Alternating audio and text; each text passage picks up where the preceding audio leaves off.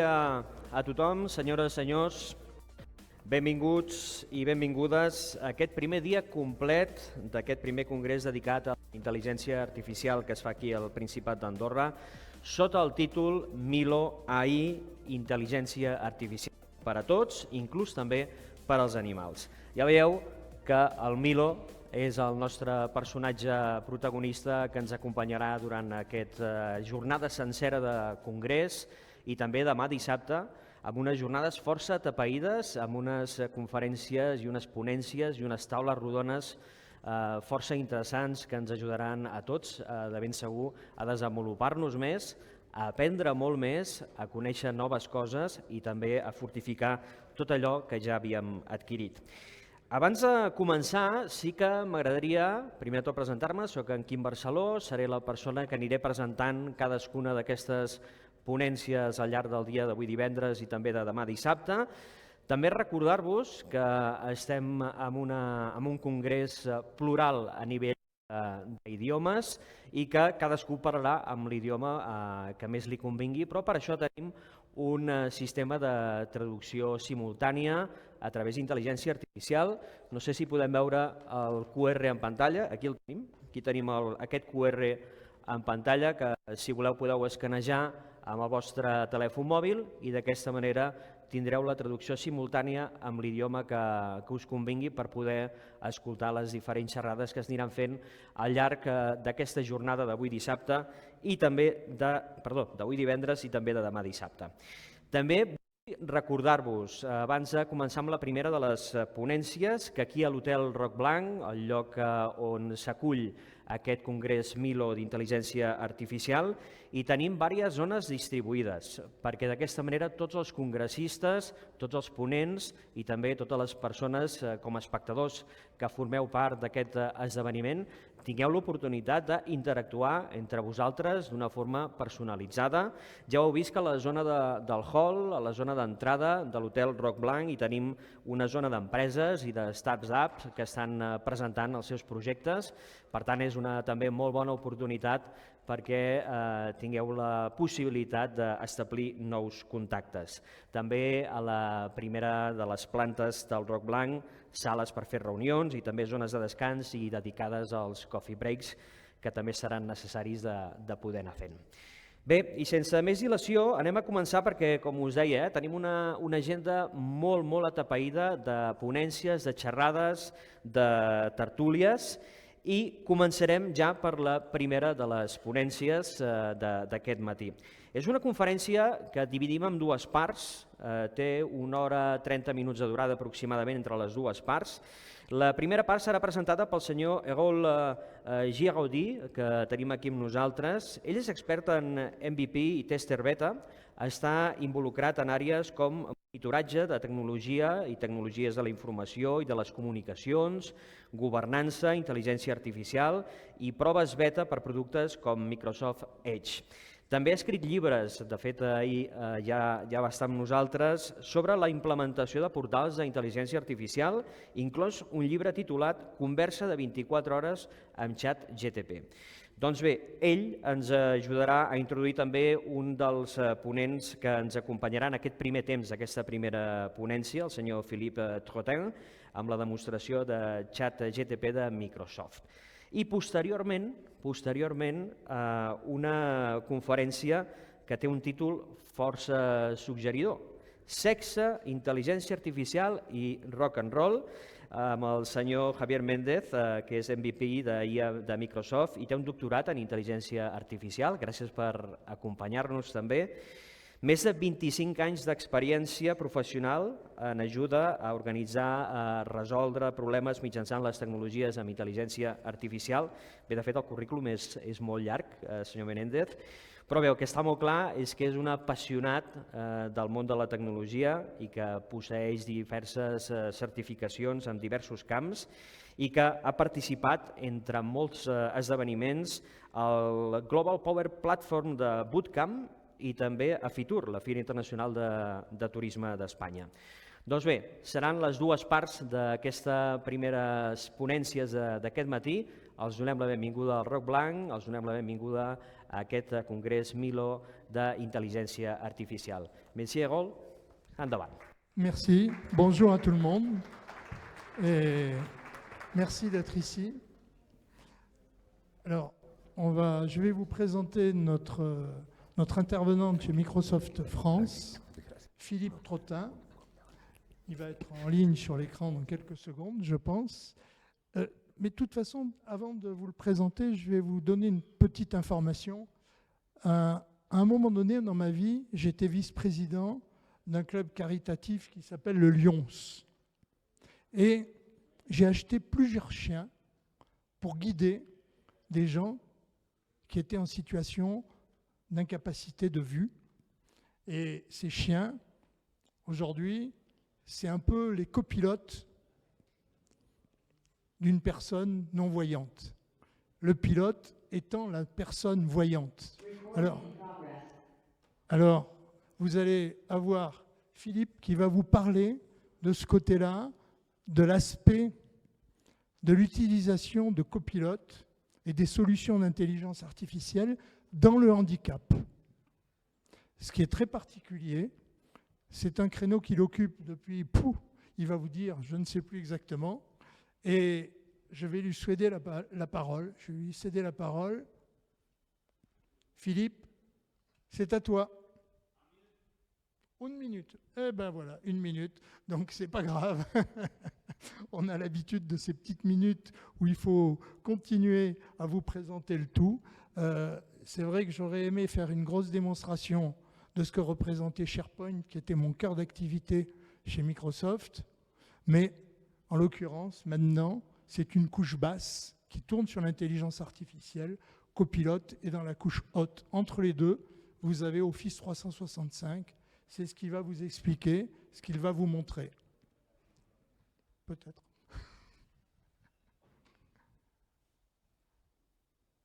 Et après moi, il y aura Javier qui va venir, qui lui est MVP intelligence artificielle.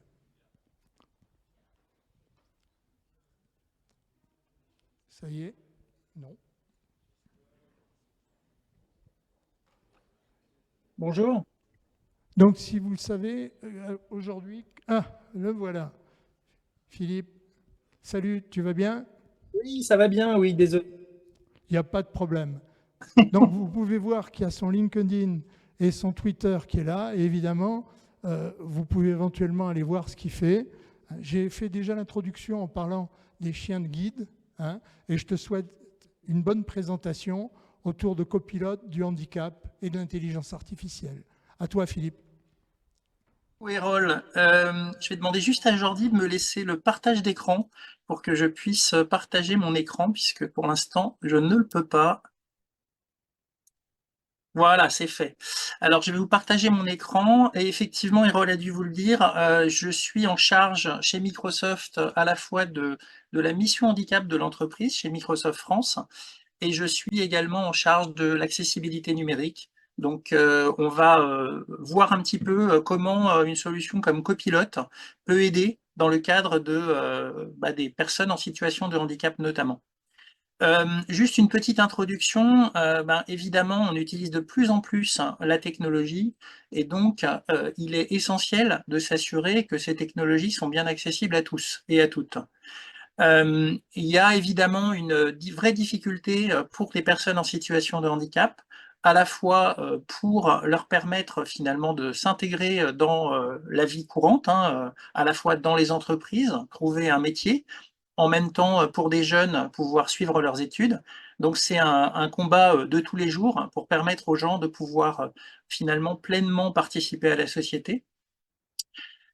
Les sujets de handicap viennent s'intégrer en fait dans des thématiques de diversité et inclusion, le fait qu'on est tous différents et que l'on doit créer cet environnement accessible à tous. Et donc ça passe à la fois par l'environnement physique, l'environnement humain, mais également l'environnement digital. On a énormément de situations de handicap différentes. On a ce qu'on appelle du handicap permanent. Ça peut être un handicap physique, un handicap sensoriel, une maladie mentale, un problème cognitif ou une maladie invalidante. Et puis, on peut tous temporairement être touchés par une situation de handicap. Et donc, on ne va pas se limiter uniquement aux personnes en situation de handicap, mais finalement, tout le monde peut être concerné par ces solutions. Alors, quand on va parler d'accessibilité, on va essayer de créer des produits, de créer des services, à la fois avec les personnes en situation de handicap qui vont rencontrer ces difficultés. Donc, c'est pour elles que l'on va trouver des solutions, et ces solutions vont bénéficier à tout le monde. Alors, cette petite introduction sur le handicap permet de positionner aussi le sujet de l'accessibilité numérique, puisque quand on va parler du sujet, on va à la fois proposer des solutions, notamment sur le poste de travail, et là on va parler de copilote, et puis de tout un tas d'autres solutions d'accessibilité numérique qui vont permettre aux gens d'utiliser les applications, d'utiliser les logiciels. On va parler aussi de communication inclusive, hein, comment aussi l'IA peut nous aider à créer des documents accessibles, et puis l'accessibilité des applications, notamment du web, qui sont aussi des informations importantes lorsque l'on parle d'accessibilité numérique. Alors pourquoi l'intelligence artificielle, elle est si importante, elle est vitale pour parler d'accessibilité numérique? Bah, elle est vitale puisqu'en fait, l'intelligence artificielle, c'est finalement la capacité pour une machine de faire ce que pourrait faire un humain, c'est-à-dire à la fois d'apprendre, de percevoir le monde qui l'entoure, donc de pouvoir interpréter des images, de pouvoir interpréter du son, et puis de pouvoir aussi traiter, enfin de traiter d'un certain nombre de questions, en déduire des conclusions, générer du contenu. Et donc ça, c'est des choses que l'on peut faire grâce à des solutions comme Copilot. Alors la génération, ce qu'on appelle GenAI, donc l'intelligence artificielle générative, hein, c'est un sous-ensemble du deep learning qui lui-même est inclus dans le machine learning et qui est finalement inclus dans la notion d'intelligence artificielle. Donc l'intelligence artificielle générative, c'est quelque chose d'extrêmement récent. Nous, on dit qu'on est dans l'année 2 cette année de l'intelligence artificielle. Alors pourquoi l'intelligence artificielle va permettre à des gens en situation de handicap d'utiliser leurs environnements? Bah, simplement cette capacité de reconnaître des images, de reconnaître de la parole ou d'interagir en langage naturel va permettre à des gens qui ont des difficultés de pouvoir interagir plus facilement. Alors, je vais donner quelques exemples. Si je suis non-voyant mais qu'une caméra d'un téléphone est capable de capturer une image et qu'avec de l'intelligence artificielle, je suis capable de transformer ça en son, bah, typiquement, je vais adresser une problématique d'une personne ayant ce handicap visuel. De la même façon, si je suis capable de capturer un son et de le transformer en texte, je vais aider des gens qui sont malentendants. Exemple, je vais être dans PowerPoint, je vais activer en fait du sous-titrage, et donc à partir du moment où j'ai activé ce sous-titrage, les personnes qui ne sont pas en capacité de m'entendre vont pouvoir automatiquement lire le texte correspondant à ce que je suis en train de dire. Je peux également traduire une langue puisque là le sous-titrage, on le voit, est en anglais. Je suis en train de parler en français et donc je suis capable quelque part aussi de faire ces traductions grâce à l'intelligence artificielle. Alors, il y a énormément d'accélération sur ces sujets d'intelligence artificielle. Et ça, c'est des exemples en fait d'années à partir desquelles les machines ont été capables de faire aussi bien qu'un homme sur la reconnaissance d'images, sur la reconnaissance de la parole, la lecture, la traduction, la synthèse vocale qui permet aussi d'avoir une qualité vocale importante, la compréhension du langage, et aujourd'hui, on est sur ces sujets autour de l'intelligence artificielle générative. Beaucoup de solutions qui existent déjà pour l'accessibilité numérique et qui utilisent l'intelligence artificielle, hein, on le voit, ça c'est toutes les fonctionnalités qui sont intégrées dans Microsoft 365 notamment, et donc qui vont permettre d'adresser tout un tas de situations de handicap. On a aussi des applications mobiles gratuites et je vous invite, si vous ne l'avez pas, à télécharger l'application Sing AI, qui est un démonstrateur de ce que l'on peut faire en intelligence artificielle sur un téléphone, hein, Android ou iPhone.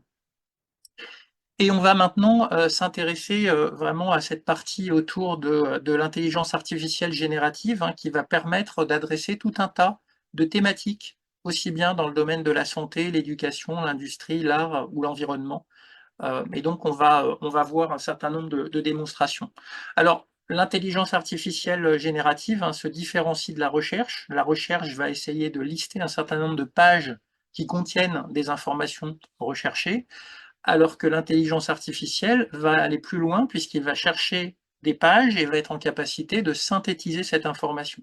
Donc on va s'intéresser à l'intelligence artificielle générative à travers une conversation, donc ce qu'on appelle un prompt, et ce prompt va permettre d'interagir avec l'intelligence artificielle. Donc Copilot, c'est finalement la génération, enfin la partie GenAI de Microsoft. Donc ça s'appuie sur un modèle qui peut être GPT 3.5 Turbo ou même maintenant GPT 4. Le graphe d'objets qui est géré dans Microsoft 365, notamment les mails, les conversations que l'on a dans Teams, les documents que l'on a publiés, etc., etc., avec pour ambition de simplifier la vie des utilisateurs. C'est un copilote, c'est pas un pilote automatique, donc il faut toujours faire attention lorsqu'on utilise ces solutions d'intelligence artificielle générative. Et on va pouvoir, à travers ces solutions, résumer de l'information, créer des choses, poser des questions. Donc c'est ça qui va être possible grâce à l'intelligence artificielle générative. Il est important également de s'assurer, lorsque l'on fait de l'intelligence artificielle générative, que la solution est nativement accessible, puisqu'elle doit pouvoir être utilisée, notamment par des gens en situation de handicap. Donc il faut être en capacité d'utiliser son clavier, mais aussi d'utiliser sa voix. Il faut être capable de s'assurer qu'on a bien des sons qui vont être reproduits, de façon à pouvoir permettre à des gens qui ne voient pas d'entendre ce que l'intelligence artificielle générative va produire, de limiter la surcharge cognitive. Donc tout ça, c'est des choses qui sont importantes à considérer lorsque l'on veut créer une solution nativement accessible. Alors on va voir quelques exemples, je vais passer assez vite. Donc on a un certain nombre de règles à avoir, et on va le voir dans les démonstrations, concernant Copilot, pour s'assurer que le résultat est bien accessible correctement. Alors, on va tout de suite aller voir des démonstrations. Alors, j'ai pris un certain nombre de situations de handicap que des gens vont pouvoir rencontrer. Et on va commencer par Arnaud. Arnaud qui a des troubles musculaires et donc qui a des difficultés finalement à créer un document.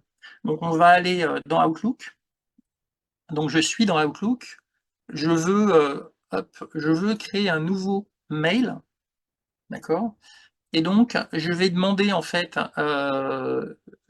à Outlook de me préparer un mail. Donc, je vais lui dire, bah voilà, est-ce que tu peux me préparer un mail pour un client sur l'importance de l'accessibilité digitale dans leur organisation. Je vais cliquer sur Generate. Et à partir de là, le copilote va analyser ma demande et va aller me créer un exemple de message que je pourrais envoyer à ce client basé sur la petite information, le prompt que j'ai pu définir. Alors, on peut définir des prompts très complexes, on peut définir des prompts simples, mais en tout cas, ça permet de ne pas partir de la page blanche, puisque plutôt que d'avoir juste une petite phrase, là, il m'a créé en fait un certain nombre d'informations directement dans mon mail. Donc ça, c'est un premier exemple que l'on peut avoir. Deuxième exemple, j'ai un texte, alors là je vais partir dans un document Word, j'ai une personne qui a besoin de créer des tableaux de données, et donc il a récupéré, voilà, par exemple une synthèse sur les résultats d'une entreprise. L'entreprise s'appelle Contoso, avec un certain nombre d'évolutions en termes de chiffre d'affaires. Et donc, il a besoin de transformer ce texte en tableau. Et donc, je vais ici lui demander de visualiser le texte qui existe sous forme de tableau, ce qui lui permettra de plus facilement partager cette information. Et donc là, automatiquement, l'intelligence artificielle a été analyser le texte qui apparaissait ici et l'a transformé sous forme de tableau avec voilà, les différents résultats, le forecast pour l'année 2024, puisque c'est ce qui était indiqué.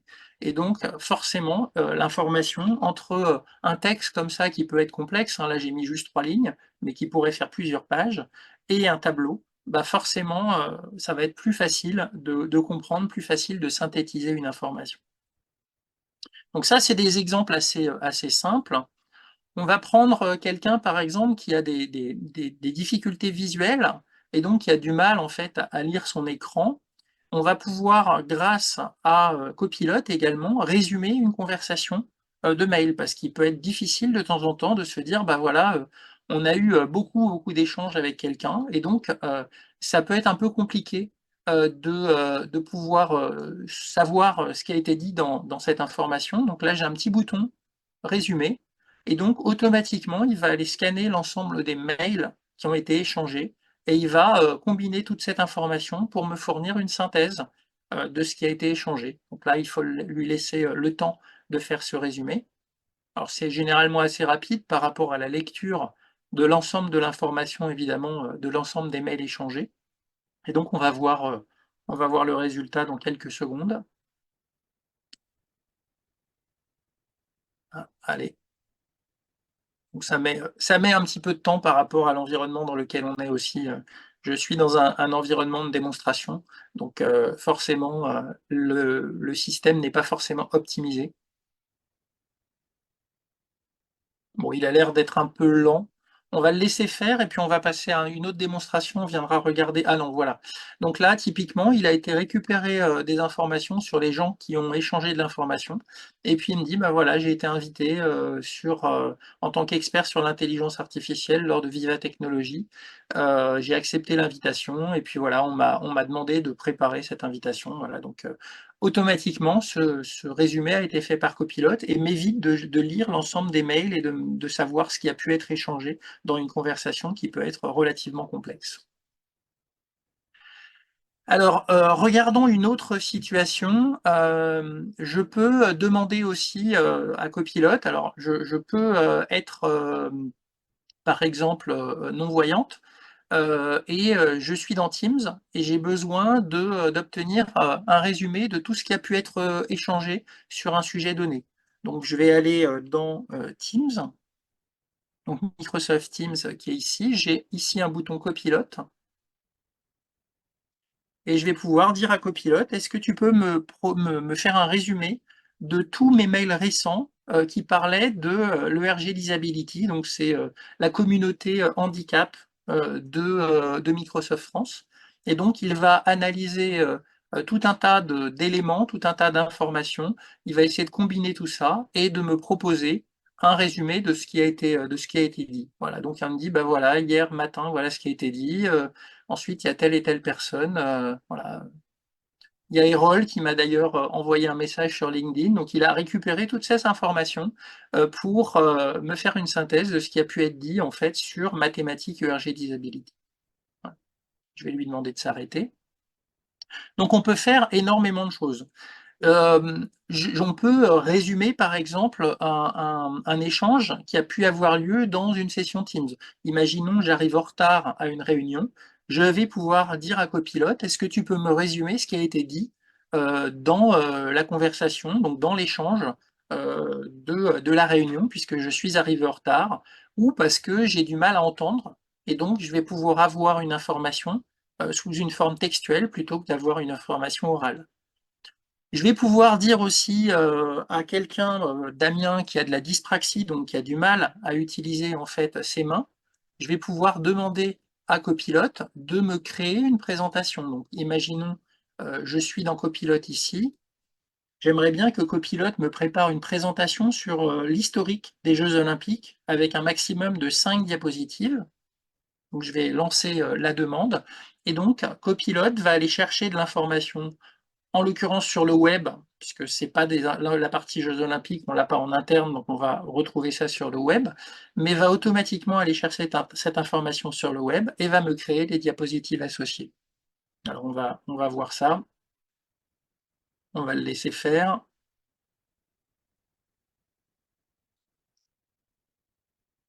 Donc on peut faire évidemment tout un tas de choses. Alors on va peut-être le laisser travailler en tâche de fond. On va regarder une autre démonstration. On peut poser des questions dans un document. Alors, je vais prendre un exemple. J'ai ici un texte du Petit Prince que je vais coller dans un document Word, et je vais pouvoir dire à Copilot: est-ce que tu peux, par exemple, je vais prendre une question que j'avais déjà préparée. est-ce que tu peux me dire, dans le texte, est-ce que tu peux me dire comment le renard explique au Petit Prince comment être apprivoisé? Automatiquement, il va analyser en fait le texte, hein, donc c'est un chapitre du Petit Prince.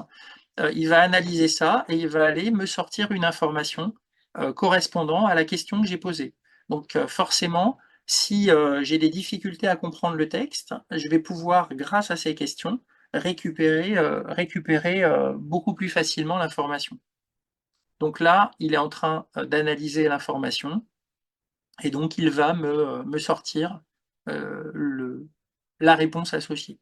Alors on va peut-être aller voir ce qui a été fait sur PowerPoint. Voilà, donc il m'a créé mes fameux slides sur les Jeux Olympiques. Il a été chercher des images, il m'a fait des choses assez jolies pour me parler, voilà, de l'historique des Jeux Olympiques, comme je lui avais demandé dans PowerPoint.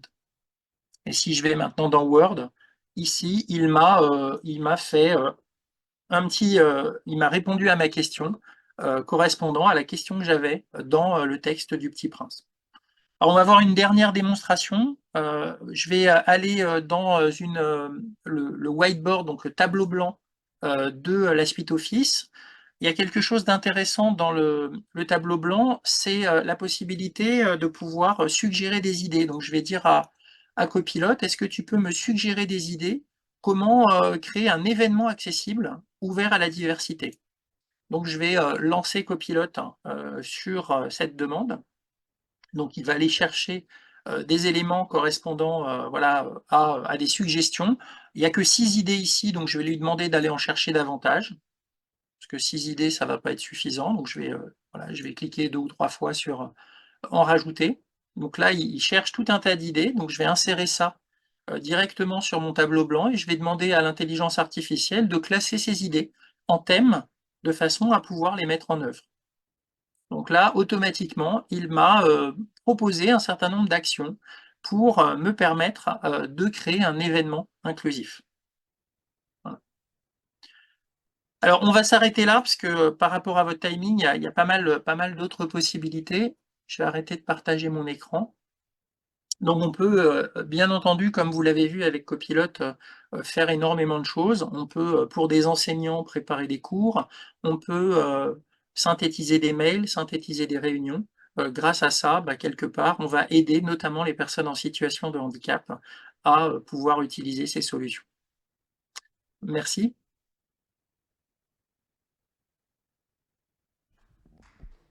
Merci Philippe, merci beaucoup. On te souhaite une bonne journée. Au revoir. Bonne journée à vous. Et voilà notre ami qui arrive, le MVP Artificial Intelligence, qui lui va vous